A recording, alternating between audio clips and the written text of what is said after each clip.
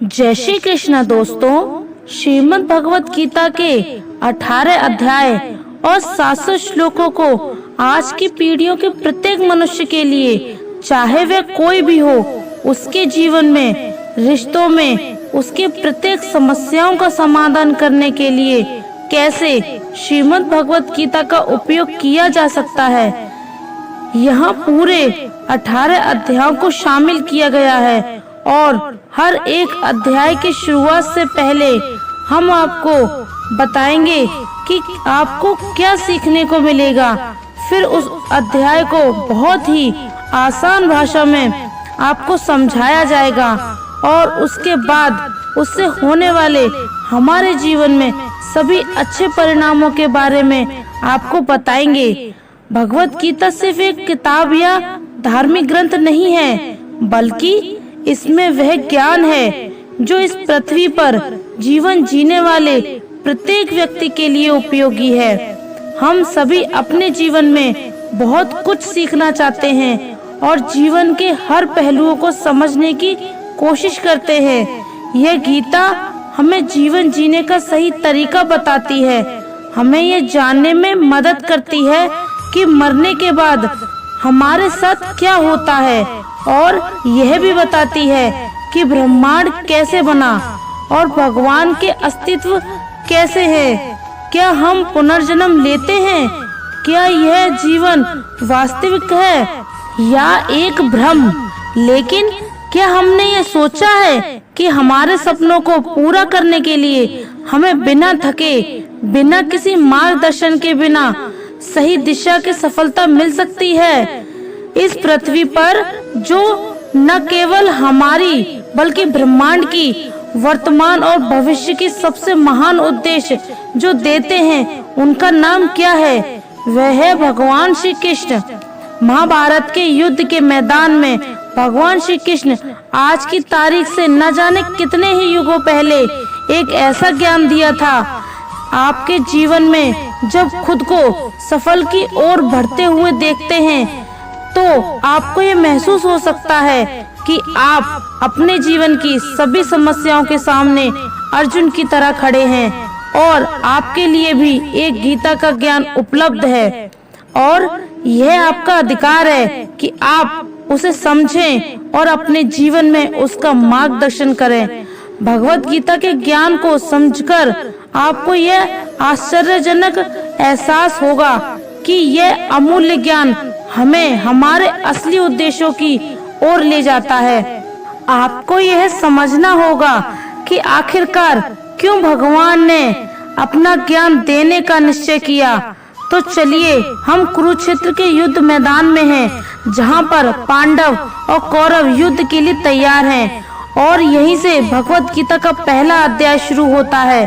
पहला अध्याय अर्जुन विषाद योग अर्थात अर्जुन की मानसिक दुविधा। इस पहले अध्याय में हम सीखते हैं कि कैसे हमारे जीवन में वह चीजें हैं जो हमें आगे बढ़ने से रोकती हैं। चाहे हमारे पास ज्ञान का बहुत बड़ा भंडार हो, हमारे पास काबिलियत हो, लेकिन फिर भी हम सही फैसला नहीं ले पाते और हमारे कार्य में सफलता नहीं मिल पाती। इसके साथ ही हम जानेंगे कैसे सपनों को हकीकत में बदलने के लिए मानव कैसे परिवर्तित हो सकता है। कौरवों से दुर्योधन के मन में खुशियों की अनगिनत उम्मीदें थीं। उसके पास बड़ी सेना थी। गुरु द्रोणाचार्य और गुरु कृपाचार्य जैसे महान योद्धा थे। पांडवों की सेना में अर्जुन, भीम और पांडवों के 5 भाइयों के साथ भगवान श्री कृष्ण भी थे।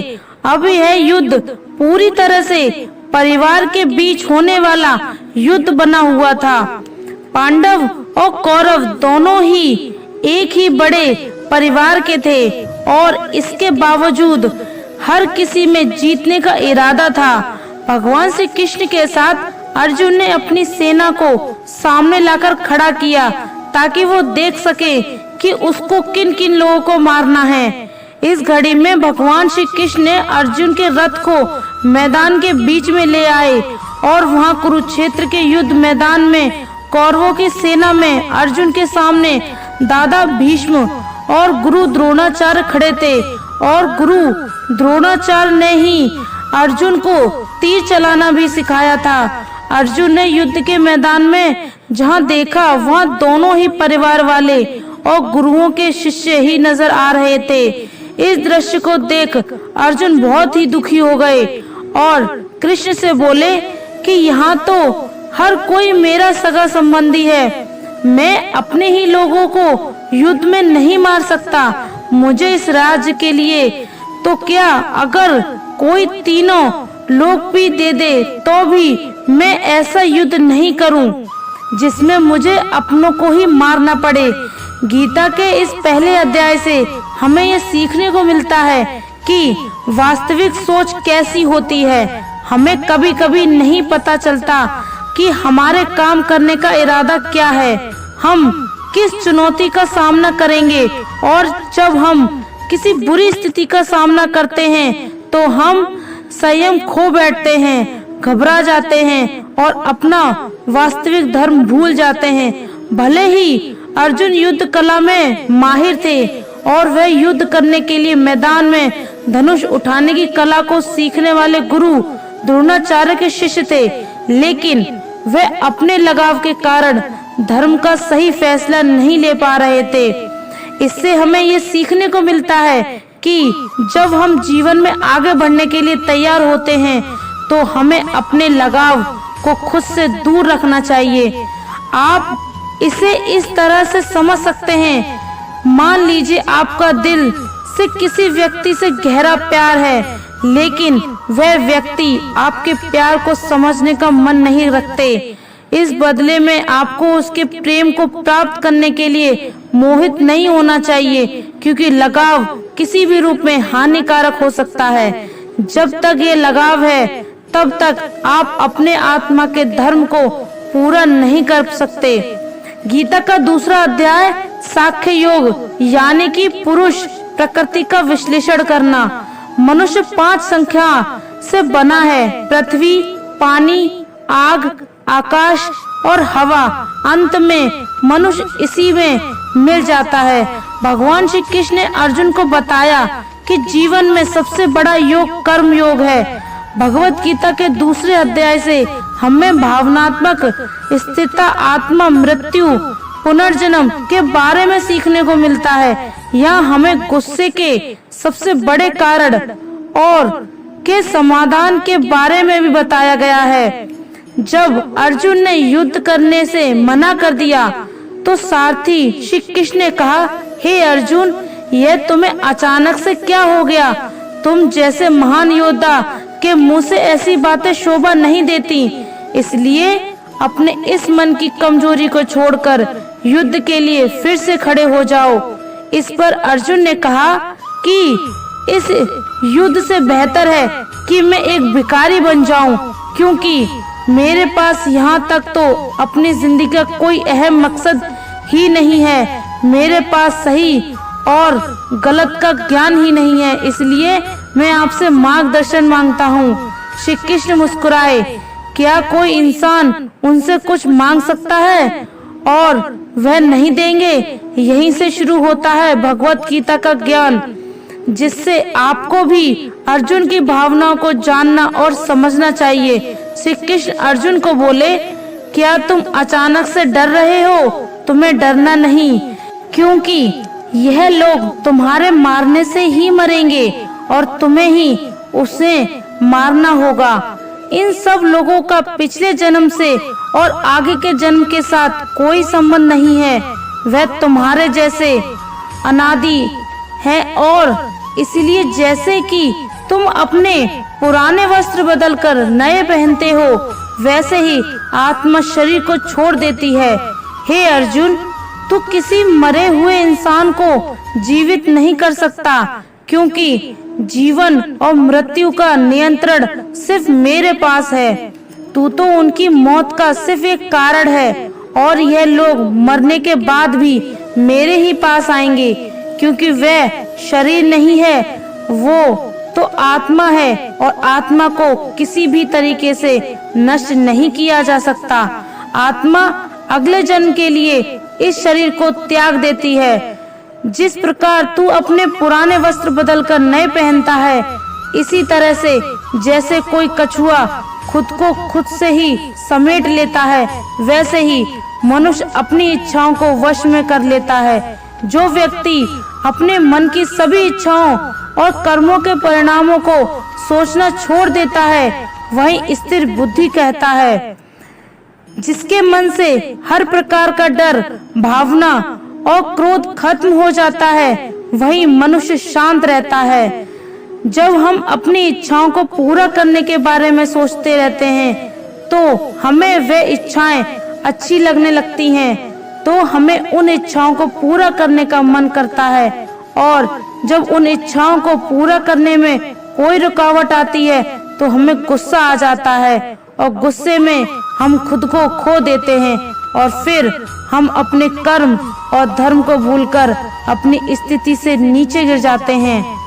लेकिन जो व्यक्ति अपनी इच्छाओं को वश में करके उनका गुलाम नहीं होता, उसका अंतर्मन शुद्ध रहता है, उसके दुख का अंत हो जाता है और जब उसके सभी दुख समाप्त हो जाते हैं, तो उसकी बुद्धि स्थिर हो जाती है। लेकिन जिसकी इच्छाएं और कामनाएं उसके मन से नहीं जाती, वह मनुष्य कभी शांत नहीं हो पाता। और जब शांति ही नहीं मिल पाएगी, तो वह खुश कैसे रहेगा। हम इस अध्याय के वास्तविकता पर आते हैं और आप में से कई लोग होंगे जिन्होंने अपने परिजनों को खो दिया है, और आज तक आप लोगों में से जिन्होंने भी अपने परिजनों की मृत्यु का दुख नहीं झेला है, उन्हें ये जान लेना चाहिए कि उनके जीवन में भी उनके अपने किसी सबसे प्रिय की मौत एक दिन अवश्य होगी। लेकिन उस वक्त उदास होने की वजह आवश्यकता नहीं है, क्योंकि खुद भगवान ने ही हमें स्मरण कराया है कि हमें अपने जीवन से पहले भी इस संसार में मौजूद नहीं थे और मृत्यु हो जाने के बाद भी नहीं रहने वाले, और इसलिए हमें मौत का डर नहीं होना चाहिए। इसका कारण यह है, या तो हम परमात्मा में हमेशा के लिए मिल जाएं, या हमारा पुनर्जन्म होगा। और जब सभी लोग आखिर में एक ही जगह मिलेंगे, और यही प्रकृति का नियम भी है। और आपको स्मरण रहे कि हम कोई शरीर नहीं है, हम तो केवल आत्मा हैं और उस परमात्मा के अंश में। और अगर हमें बनाने वाला ईश्वर है, तो हमें उनमें ही मिलने का प्रयास करना चाहिए, उनमें ही लीन होना चाहिए। ये संसार तो एक भ्रम है जिससे उस परमात्मा ने बनाया है। हमने देखा था कि अर्जुन निर्णय लेने में असमर्थ थे। जब भी हम कोई निर्णय लेते हैं, तो एक और हमारा मुंह होता है और दूसरी ओर हमारा वास्तविक कर्म होता है, और इस खेल में हम वह नहीं कह पाते जो हमारा असली काम होता है और हमें जीवन में सफलता के मार्ग पर आगे बढ़ने में मदद करता है। इससे हम एक उदाहरण से समझते हैं।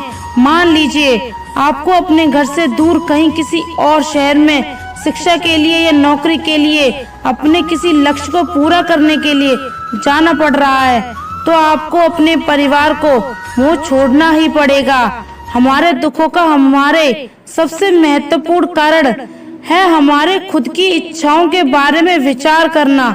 जब हम अपनी इच्छाओं के बारे में सोचते हैं, तो वक्त बीतने के बाद हम उन्हें पूरा करने की कोशिश करते हैं, और जब ये कोशिशें असफल हो जाती हैं, तो हमारे अंदर क्रोध पैदा हो जाता है। और क्रोध एक ऐसी चीज है जिसे कोई भी मनुष्य अपने शरीर को त्यागने से पहले नहीं छोड़ पाता। तो फिर आप अपने जीवन के बाकी हिस्से में सच्ची खुशियों को कैसे प्राप्त कर सकते हैं, और हमेशा अपने आप को समस्याओं से घिरा हुआ ही पाएंगे, क्योंकि इस दुनिया में तो केवल उनकी खुद की छाया ही है। और अब आप सोच सकते हैं कि जीवन में कोई इच्छा नहीं रखने से सफलता कैसे हो सकती है, कैसे आप अपना नाम कमा सकते हैं। इसके बारे में भगवान श्री कृष्ण कहते हैं कि सबसे पहले आपको अपने कर्म को पहचानना होगा। तीसरा अध्याय कर्म योग। भगवत गीता के तीसरे अध्याय में हम ये जानेंगे कि कौन सी 2 चीजें हैं जो हमें इस दुनिया में सफलता प्राप्त करने में मदद कर सकती हैं। हम इससे यह भी समझेंगे कि क्या है और कैसे हम अपने मन को नियंत्रण कर सकते हैं, हम अपनी पूरी आदतों को कैसे छोड़ सकते हैं और अपनी मनचाही मंजिल कैसे प्राप्त कर सकते हैं। अर्जुन ने पूछा, क्या ज्ञान कर्म से ज्यादा महत्वपूर्ण है? आप तो सन्यासी बनने की बात कर रहे हैं, लेकिन फिर भी युद्ध करने की सलाह दे रहे हैं। कृपया बताइए, मैं ज्ञान का मार्ग चुनूं या कर्म का मार्ग? श्री कृष्ण ने उत्तर दिया, इस संसार में मैंने खुद 2 प्रकार के योग दिए हैं, एक है ज्ञान योग और दूसरा है कर्म योग। तुम मनुष्य हो और तुम अपने शरीर के कर्मों को पूरी तरह से छोड़ नहीं सकते। तुम्हें हर दिन काम करना ही पड़ेगा, जैसे कि तुम्हें खाना खाना और सांस लेना।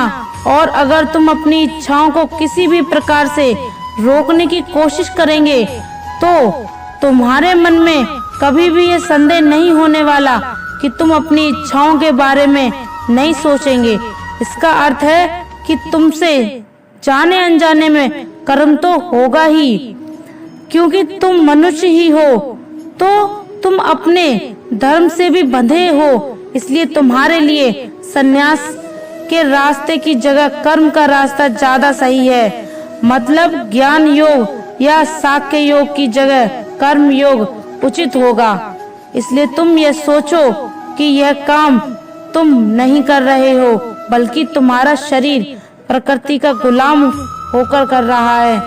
फल की इच्छा किए बिना अपना कर्म योग को पूरा करो, क्योंकि अगर तुम अपने आप को स्वयं के कर्म का करने वाला नहीं मानोगे तो मैं तुम्हारा कर्ता बनूंगा, और जब मैं तुम्हारा कर्ता बनूंगा तो तुम्हें बिना मांगे ही वह सभी सुख सुविधाएं दूंगा जिसकी तुम्हें जरूरत होगी। अगर तुमने बिना मेहनत किए ही सुख सुविधाओं और राज्य का भोग किया तो तुम एक चोर की भांति हो जाओगे। तुम कभी परमात्मा यानी कि मुझसे नहीं मिल पाओगे, मुझ में लीन नहीं हो पाओगे। जिस तरह से महान लोग खाने के लिए नहीं बल्कि जीने के लिए खाते हैं, उसी से तुम भी परिणाम के लिए नहीं बल्कि भलाई के लिए युद्ध करो। हे अर्जुन, तुम मनुष्य में सबसे बड़े हो, इसलिए जैसा तुम करोगे ठीक वैसा ही तुम्हारी संतान या आने वाली सभी पीढ़ियां करेंगी। अर्जुन, तुम मुझे ही देख लो, मैं तो भगवान हूँ। मुझे भला किसी काम को करने की क्या आवश्यकता है, पर मैं इसलिए अपना काम करता हूँ क्योंकि मनुष्य की आत्मा मेरा ही तो एक छोटा सा हिस्सा है, और जैसा मैं करूँगा वैसा ही फिर मनुष्य करेगा, और इस तरह से तो पूरी सृष्टि ही नष्ट हो जाएगी। कोई अगर तुम्हारा साथ भी ना दे या तुम्हारी बुराई भी ना करे तो तुम उनके बिना कुछ कहे सिर्फ अपना कर्म करते जाओ। और दोस्तों, भगवान श्री कृष्ण की यह बातें अगर आपको पसंद आई हो तो कमेंट में जय श्री राधे कृष्ण जरूर लिखें, और ऐसे ही प्रेरणादायक वीडियो देखने के लिए हमारे चैनल को सब्सक्राइब कर लें। धन्यवाद।